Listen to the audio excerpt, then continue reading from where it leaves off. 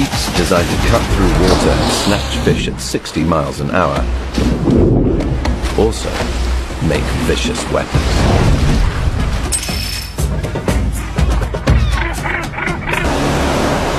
Of all the hatchlings born this year on the Costa Rican coast, only 10% will make it.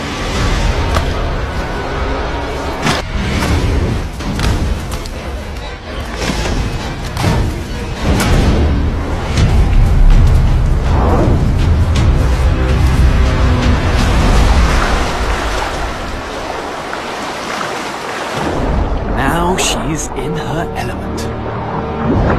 But her journey has just begun.